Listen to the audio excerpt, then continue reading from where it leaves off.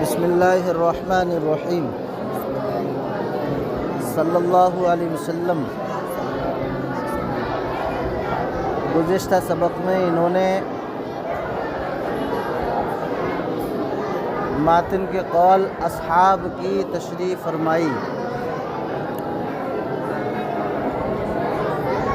فرمایا کہ اصحاب یہ صاحب کی جمع ہے اور مراد یہاں پر صحابی ہے۔ اور صحابی کون ہوتا ہے؟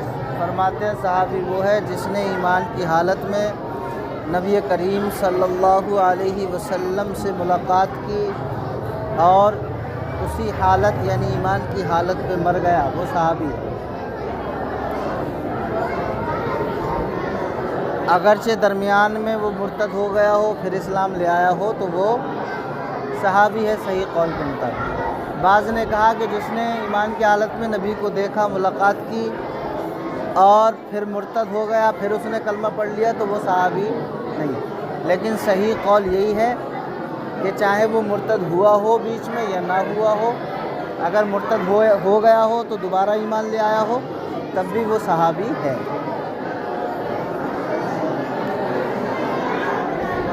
پھر انہوں نے صدق کے بارے میں بتایا، سعیدو کے بارے میں، سعیدو کی انہوں نے تشریح کی، کہا کہ سعیدو سے مراد سعادت ابدیہ ہے، یعنی حضور کے جو صحابہ ہیں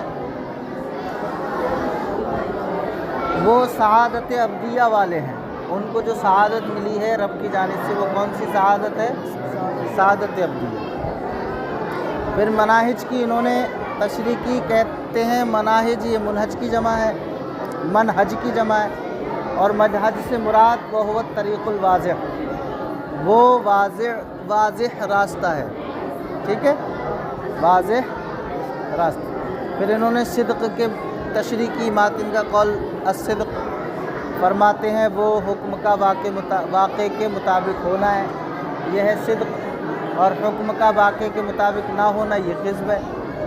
پھر اسی کے مقابلے میں انہوں نے اسی کے بعد حق کو ذکر کیا، حق کی تشریح فرمائی، کہتے ہیں واقع کا حکم کے مطابق ہونا یہ حق ہے اور واقع کا حکم کے مطابق نہ ہونا یہ باطل ہے۔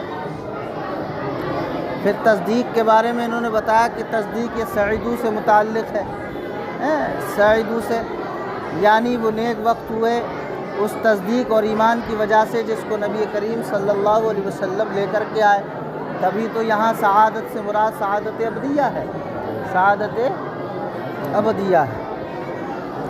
پھر ماتن کا قول معارج الحق، معارج یہ معرج کی جمع ہے، انہوں نے بتایا یہ سلم کے معنی میں، سلم کا معنی آتا ہے سیڑھی،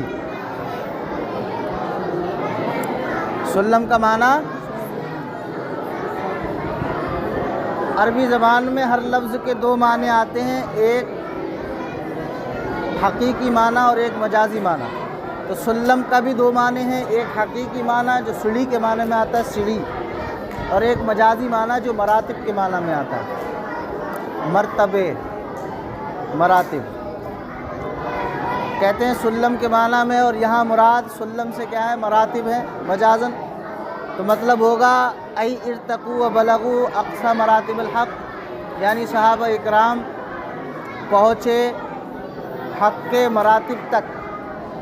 پھر انہوں نے تصدیق کے بارے میں بتایا کہ بالتصدیق یہ متعلق ہے سعیدو سے،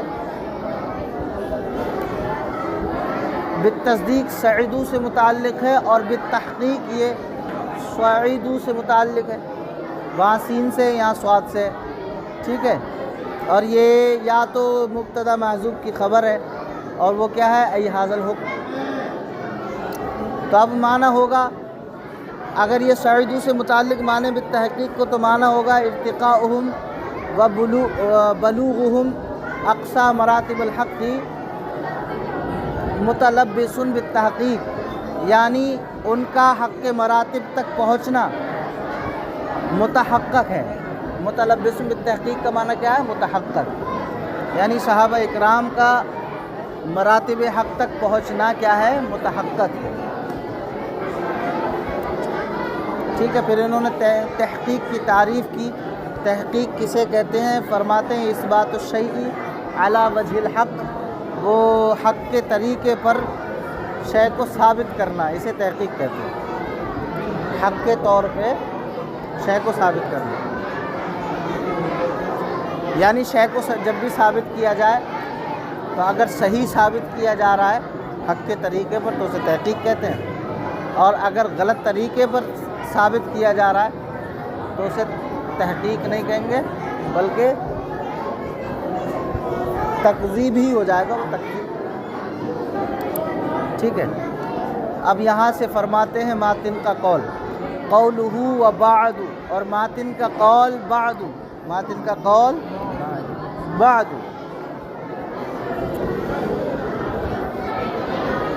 کہتے ہیں یؤتی بہا للانتقال من اسلوبی الی آخر،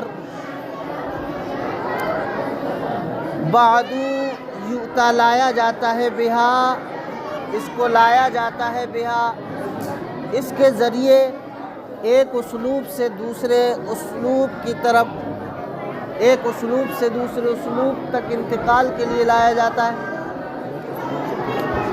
ایک اسلوب سے دوسرے اسلوب کی طرف انتقال کے لیے لایا جاتا ہے، کس کو؟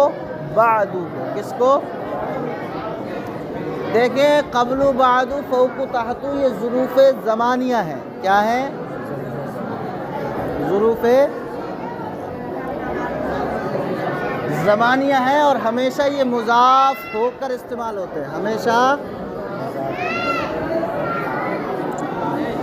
تو ان کی 3 حالتیں ہوتی ہیں، کتنی؟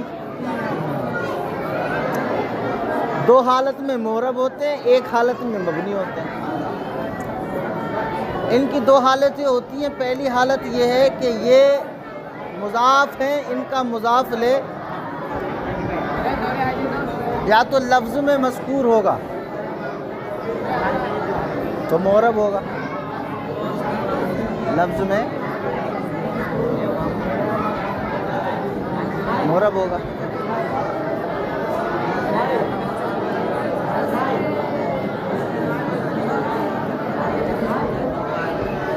معرب اس لیے ہوگا چونکہ اس میں اضافت پائی جا رہی ہے، اور اضافت یہ اسم کی علامت ہے، لہذا اسم میں اصل جو ہے معرب ہونا، اس لیے یہ معرب ہوگا۔ اور دوسرا یہ کہ مضاف لے نہ تو لفظ میں مذکور ہو اور نہ نیت میں مذکور ہو، تو اس کو کہیں گے نسیہ منسیہ۔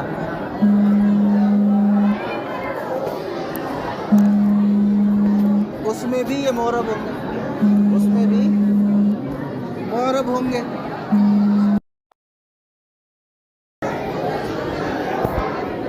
کہتے ہیں ایک حالت میں یہ مبنی ہوں گے جب ان کا مضاف الیہ محذوف منوی ہو، یعنی محذوف ہو اور نیت میں بھی موجود ہو، نیت میں ہو، لفظ میں نہ ہو، نیت میں محذوف ہو تو اسے کیا کہیں گے؟ محذوف، تو وہ مبنی برضم ہوگا، مبنی برضم، وہ مبنی اس لیے ہوگا چونکہ یہ محتاج ہے اضافت میں مضاف الیہ کے، مضاف الیہ کے، اور محتاج ہونا یہ حرف کا خاصہ ہے، اور حروف مبنی ہوتے ہیں، لہٰذا یہ بھی مبنی، لہٰذا سمجھیے۔ کہتے ہیں وَبَعْدُ يُؤْتَى بِهَا لِلْانتِقَالِ مِنْ أُسْلُوبٍ إِلَىٰ آخر، اور بعدو اس کو لایا جاتا ہے اس لیے کہ اس کے ذریعے ایک اسلوب سے دوسرے اسلوب کی طرف انتقال کے لیے لایا جاتا ہے، اس کو ایک اسلوب سے دوسرے اسلوب کی طرف انتقال کے لیے لایا جاتا ہے۔ کہتے ہیں وَبَعْدُ مِنَ الظُّرُوفِ الزَّمَانِيَّةِ، اور بعدو یہ ظروف زمانیہ میں سے ہے، بعدو ظروف زمانیہ میں سے ہے۔ وَإِذَا قُطِعَ عَنِ الْإِضَافَةِ، اور جب اس کو اضافت سے منقطع کر دیا جائے، یعنی اضافت ختم کر دی جائے، جب مضاف کو اضافت سے ہٹا دیا جائے، ختم کر دیا جائے، فرماتے ہیں بِحَذْفِ الْمُضَافِ إِلَيْهِ فِي اللَّفْظِ، مضاف لے کے حذف کے ساتھ لفظ میں، جب اضافت سے منقطع کر دیا جائے، یعنی مضاف لے کے حذف کے ساتھ لفظ میں، یعنی لفظاً اس کو حذف کر دیا جائے، مضاف لے کو لفظاً حذف کر دیا جائے، دونن نیت، نہ کہ نیت میں، نہ کہ اگر نیت میں ہی حذف کر دیا تو نسیہ منسیہ ہو جائے گا، نہ تو لفظ میں ہے نہ نیت میں، تو کیا ہو جائے گا؟ ہاں، اور وہ معرب ہوتا ہے، وہ کیا ہوتا ہے؟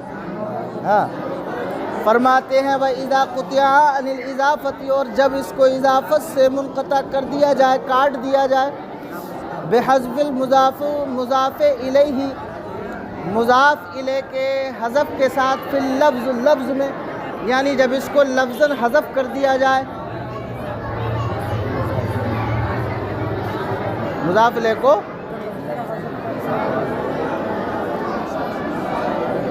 دون نیت، نہ کہ نیت میں، کہتے ہیں یکون مبنیا علی الضم، تو یہ مبنی علی الضم ہوگا، ضمے پر، دون